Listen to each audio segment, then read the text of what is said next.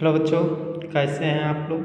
बहुत ही स्वस्थ एवं प्यारे होंगे। तो चलते हैं हम क्वेश्चन की ओर।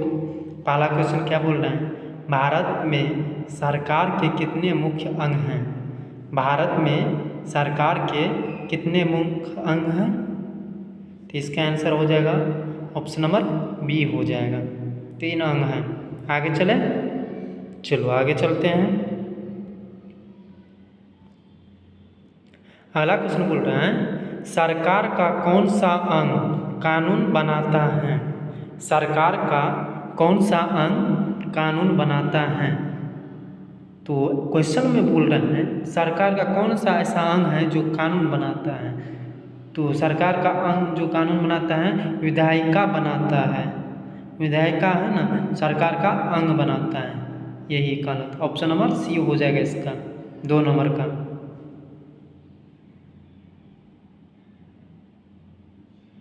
आगे चलें, चलो आगे चलते हैं। अगला क्वेश्चन बोल रहे हैं, कानूनों को लागू करने का कार्य किसका है। कानूनों को लागू करने का कार्य किसका है। तो किसका है कानूनों का कार्य करने वाला किसका कार्य है। तो ऑप्शन नंबर ए बोल रहा है विधायिका, ऑप्शन नंबर बी बोल रहा है कार्यपालिका, ऑप्शन नंबर सी बोल रहा है न्यायपालिका, ऑप्शन नंबर डी बोल रहा है संसद। यही ना बोल रहे हैं। क्वेश्चन देख लो एक बार, कानूनों को लागू करने का कार्य किसका है। तो इसका आंसर हो जाएगा ऑप्शन नंबर बी हो जाएगा, कार्यपालिका। चलते हैं आगे। अगला क्वेश्चन बोल रहे हैं, न्याय प्रदान करने का कार्य कौन करता है। न्याय प्रदान करने का कार्य कौन करता है। तो न्याय प्रदान करने का कार्य कौन करता है। तो न्यायपालिका ना, न्यायपालिका जो है ना न्याय प्रदान करने का कार्य करता है। तो इसका आंसर हो जाएगा ऑप्शन नंबर सी हो जाएगा।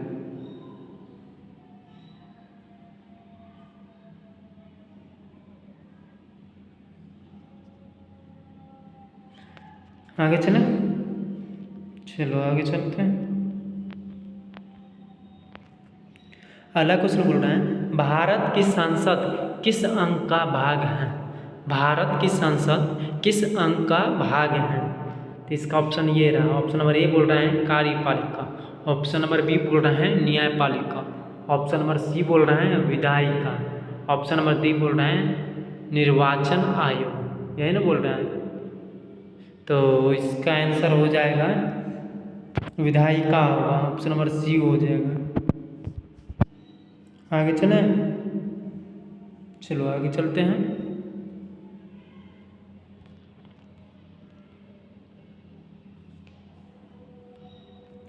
अगला क्वेश्चन बोल रहा है, राष्ट्रपति मुख्य रूप से किस अंग से संबंधित हैं। राष्ट्रपति मुख्य रूप से किस अंग से संबंधित है। किस अंग से संबंधित है।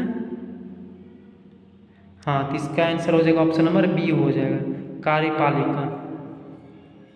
आगे चलें, चलो आगे चलते हैं। अगला क्वेश्चन बोल रहा है, सर्वोच्च न्यायालय किस अंग का हिस्सा है।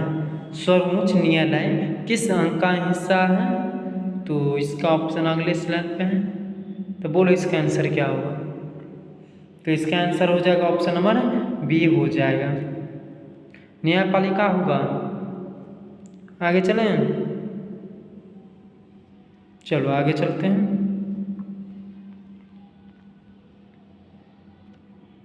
अगला क्वेश्चन बोल रहे हैं, निम्नलिखित में से कौन सरकार का अंग नहीं है। निम्नलिखित में से कौन सरकार का अंग नहीं है। तो कौन अंग नहीं है। तो इसका आंसर हो जाएगा ऑप्शन नंबर डी हो जाएगा, निर्वाचन आयोग। यही ना होगा। चलो आगे चलते हैं। अगला क्वेश्चन बोल रहे हैं, लोकसभा और राज्यसभा मिलकर क्या कहलाती हैं। लोकसभा और राज्यसभा मिलकर क्या कहलाती हैं। तो मिलकर क्या कहलाती हैं। तो संसद ना लोकसभा, यह ना होगा, संसद हो जाएगा, ऑप्शन नंबर ए हो जाएगी। आगे चलें, चलो आगे चलते हैं। अगला क्वेश्चन बोल रहे हैं प्रधानमंत्री किस अंग से संबंधित हैं? प्रधानमंत्री किस अंग से संबंधित हैं? तो प्रधानमंत्री किस अंग से संबंधित हैं? तो कार्यपालिका से है संबंधित। तो इसका आंसर हो जाएगा ऑप्शन नंबर बी हो जाएगा। हाँ, बी हो जाएगा। आगे चलें, चलो आगे चलते हैं। राज्य स्तर पर कानून बनाने वाली संस्था कौन है? राज्य स्तर पर कानून बनाने वाली संस्था कौन है? तो कौन है इसका आंसर बोलो। विधानसभा होगा ना? हाँ, ऑप्शन नंबर ए हो जाएगा, विधानसभा हो जाएगा। आगे चलें, चलो आगे चलते हैं। अगला क्वेश्चन बोल रहे हैं उच्चतम न्यायालय का मुख्य कार्य क्या है? उच्चतम न्यायालय का मुख्य कार्य क्या है? तो क्या है? हाँ, तो ऑप्शन नंबर सी हो जाएगा, न्याय प्रदान करना। आगे चलें, चलो आगे चलते हैं। भारत में शक्तियों के पृथकीकरण का उद्देश्य क्या है? भारत में शक्तियों के पृथकीकरण का उद्देश्य क्या है? तो क्या है उद्देश्य? ऑप्शन ये रहा, बोलो।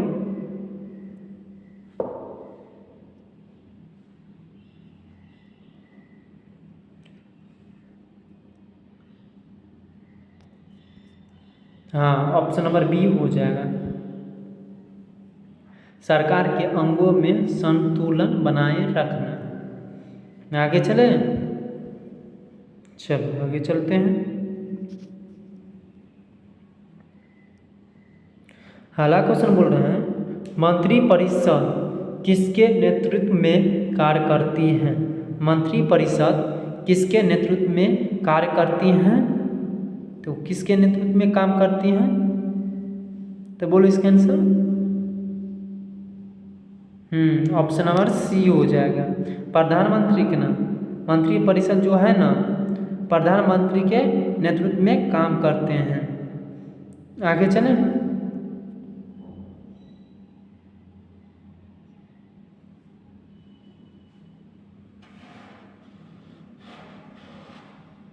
चलो आगे चलते हैं।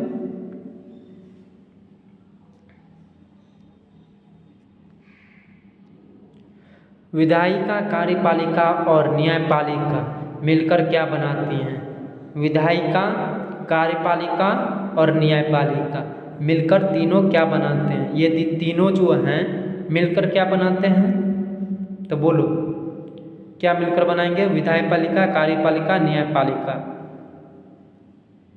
क्या बनाते हैं? तो ये सरकार के तीनों अंग, ऑप्शन नंबर बी हो जाएगा।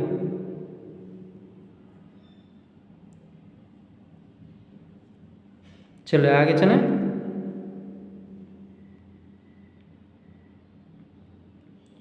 भारतीय संविधान के अनुसार सरकार का कौन सा अंग कानून की व्याख्या करता है? सरकार, भारतीय संविधान के अनुसार सरकार का कौन सा अंग कानून की व्याख्या करता है?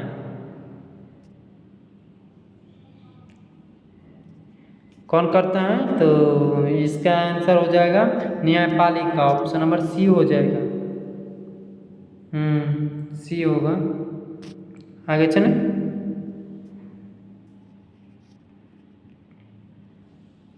संसद का अभिन्न अंग कौन है? संसद का अभिन्न अंग कौन है?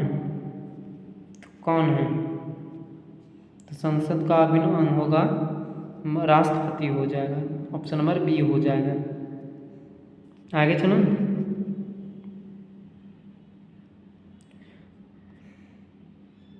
अगला क्वेश्चन बोल रहे हैं राज्य स्तर पर कार्यपालिका का प्रमुख अंग कौन होता है? राज्य स्तर पर कार्यपालिका का प्रमुख अंग कौन होता है? ये जो राज्य स्तर पूछ रहा है, राज्य स्तर पर कार्यपालिका का प्रमुख अंग कौन होगा? तो मुख्यमंत्री। ऑप्शन नंबर सी हो जाएगा, ये सीएम होगा। राज्य स्तर पे जो है ना सीएम कार्यपालिका का प्रमुख अंग होता है। राज्य स्तर पे सीएम का होगा अधिकार। आगे चलें, चलो आगे चलते हैं।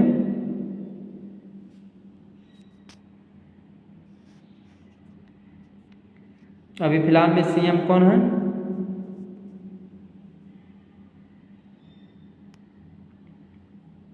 वर्तमान में सीएम कौन है? सम्राट चौधरी है ना। केंद्र स्तर पर वास्तविक कार्यपालिका किसे माना जाता है? केंद्र स्तर पर वास्तविक कार्यपालिका किसे माना जाता है? तो किसे माना जाएगा?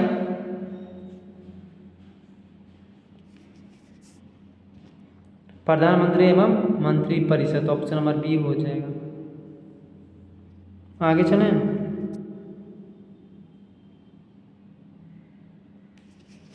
चलो आगे चलते हैं।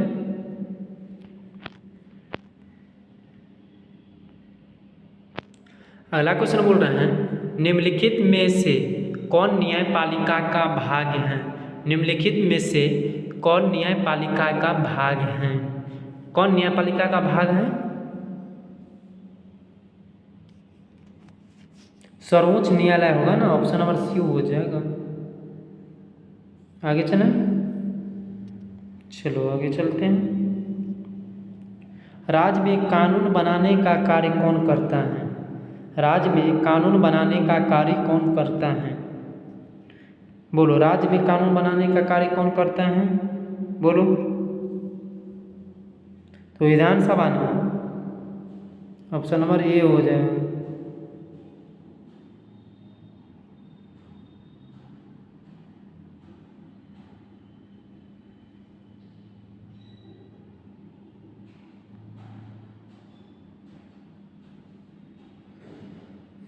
चलो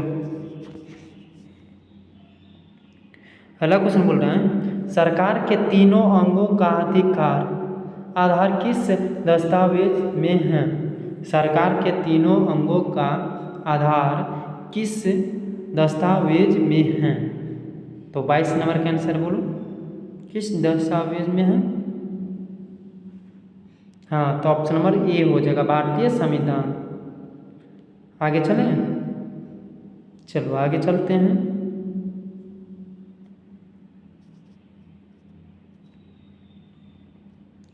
कार्यपालिका का मुख्य कार्य क्या है? कार्यपालिका का मुख्य कार्य क्या है? कार्यपालिका का मुख्य कार्य क्या है? तो कानून लागू करना ना। ऑप्शन नंबर बी हो जाएगा। आगे चलें,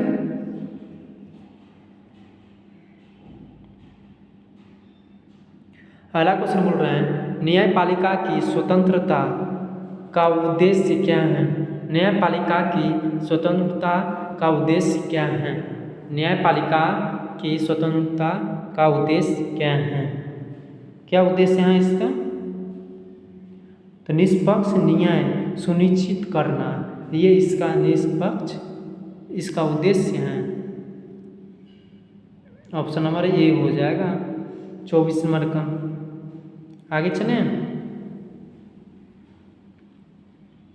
चलो आगे चलते हैं। अगला क्वेश्चन बोल रहे हैं, निम्नलिखित में से कौन सा सरकार का तीसरा अंग है?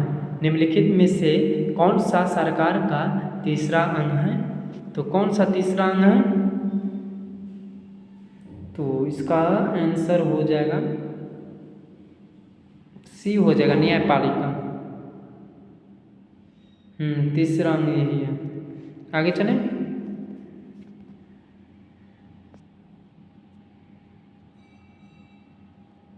अगला क्वेश्चन बोल रहे हैं, भारत में विधायिका का प्रमुख कार्य क्या है? भारत में विधायिका का प्रमुख कार्य क्या है? तो क्या है प्रमुख कार्य इसका? कानून बनाना ना, ऑप्शन नंबर बी हो जाएगा। आगे चलें। भारत के राष्ट्रपति किस अंग का हिस्सा हैं? भारत के राष्ट्रपति किस अंग का हिस्सा हैं? तो किस अंग का हिस्सा हैं? तो कार्यपालिका ना, ऑप्शन नंबर बी हो जाएगा। चलो आगे चलते हैं। सर्वोच्च न्यायालय का मुख्यालय कहाँ स्थित है? सर्वोच्च न्यायालय का मुख्यालय कहाँ स्थित है?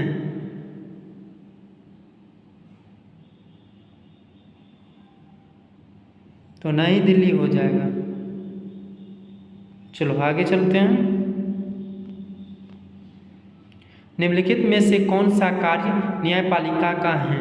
निम्नलिखित में से कौन सा कार्य न्यायपालिका का है? बोलो कौन सा कार्य न्यायपालिका का है? तो न्याय प्रदान करना, ऑप्शन नंबर सी हो जाएगा। चलो आगे चलते हैं। राज्य की कार्यपालिका का वास्तविक प्रमुख कौन होता है? राज्य की कार्यपालिका का वास्तविक प्रमुख कौन होता है? तो कौन होता है प्रमुख?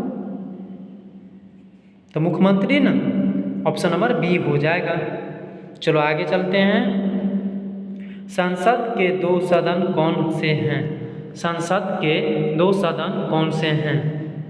तो संसद के 2 सदन कौन से हैं? तो बोलो इसके आंसर।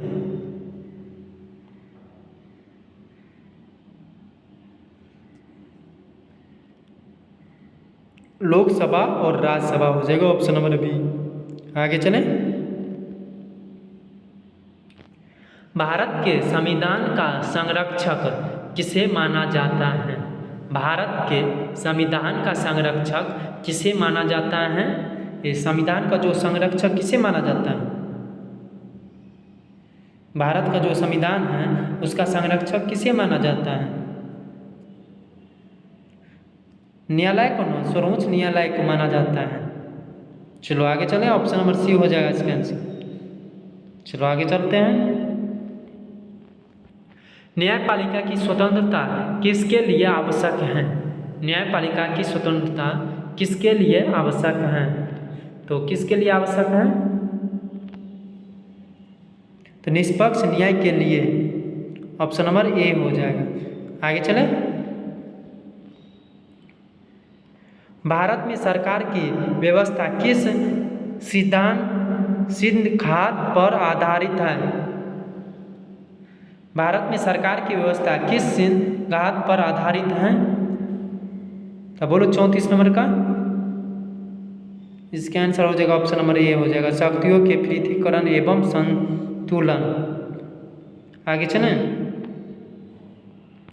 निम्नलिखित में से कौन सा सरकार का अंग नहीं है? निम्नलिखित में से कौन सा सरकार का अंग नहीं है?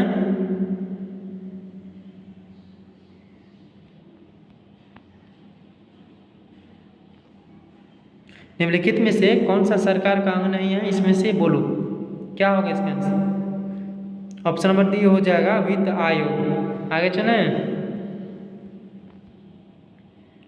भारतीय संसद का गठन किससे होता है? भारतीय संसद का गठन किससे होता है? तो किससे होता है? लोकसभा, राज्यसभा और राष्ट्रपति से होता है। लोकसभा, राज्यसभा और राष्ट्रपति से होता है। आगे चलें। भारत में वास्तविक कार्यपालिका किसे माना जाता है? भारत में वास्तविक कार्यपालिका किसे माना जाता है? किसे माना जाता है?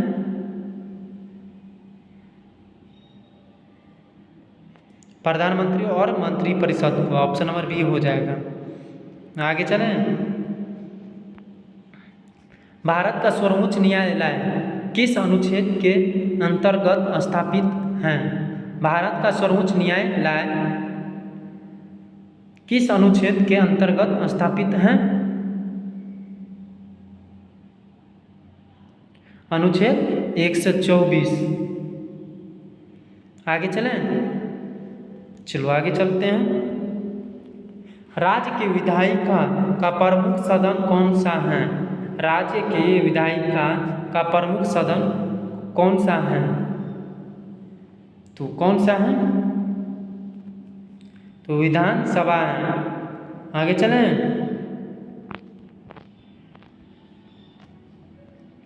न्यायपालिका का सर्वोच्च उद्देश्य क्या है?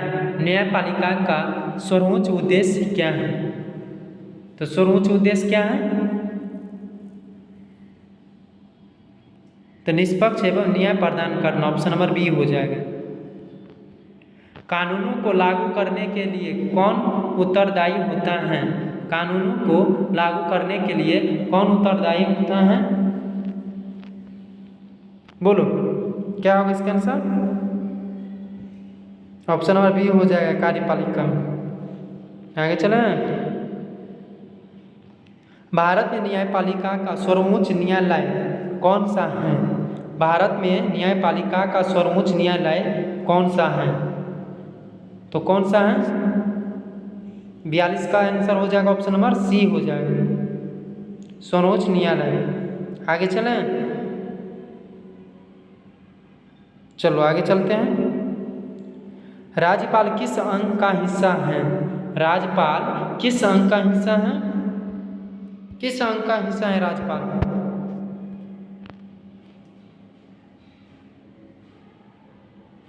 हाँ, कार्यपालिका हो जाएगा, ऑप्शन नंबर बी हो जाएगा।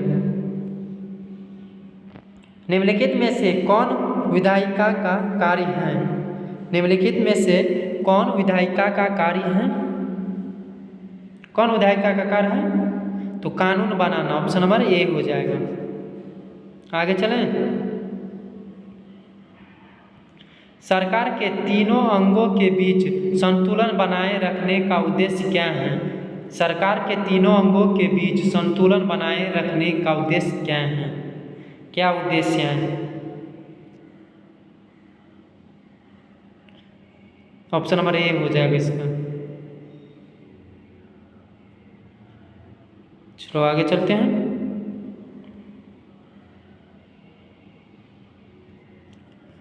भारत में विधायिका का सर्वोच्च निकाय कौन है? भारत में विधायिका का सर्वोच्च निकाय कौन है? तो कौन है? तो इसका आंसर हो जाएगा, ऑप्शन नंबर ए हो जाएगा, संसद। आगे चलें। चलो आगे चलते हैं। लोकसभा का कार्यकाल सामान्यतः कितने वर्ष का होता है? लोकसभा का कार्यकाल सामान्यतः कितने वर्ष का होता है?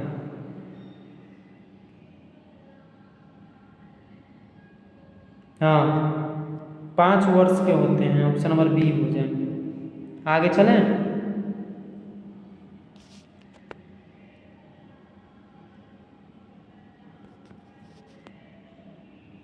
यह होगा 5 वर्ष हो जाएगा इसका आंसर। क्वेश्चन बोलता है लोकसभा का कार्यकाल सामान्यतः कितने वर्ष का होता है? तो 5 वर्ष का होगा ना, ऑप्शन नंबर बी हो जाएगा, है ना 5 वर्ष। चलो आगे चलते हैं। राज्यसभा एक सदन है। राज्यसभा एक सदन है।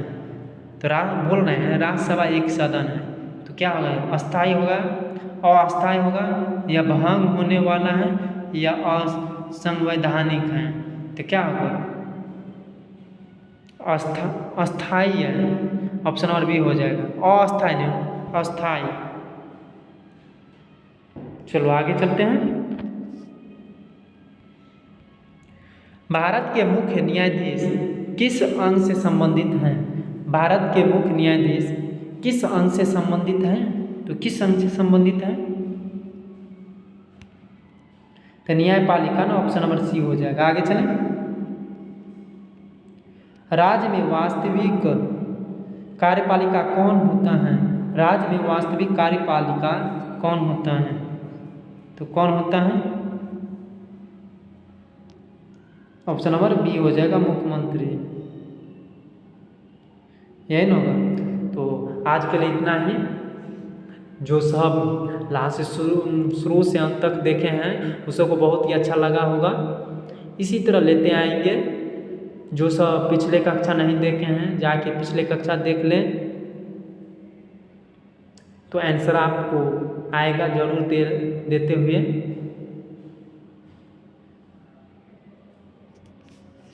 जो सब लाइक एंड सब्सक्राइब नहीं किए हैं वो लाइक एंड सब्सक्राइब कर दें, शेयर भी कर दीजिए जो दूसरे बच्चों को भी हेल्प मिल सके।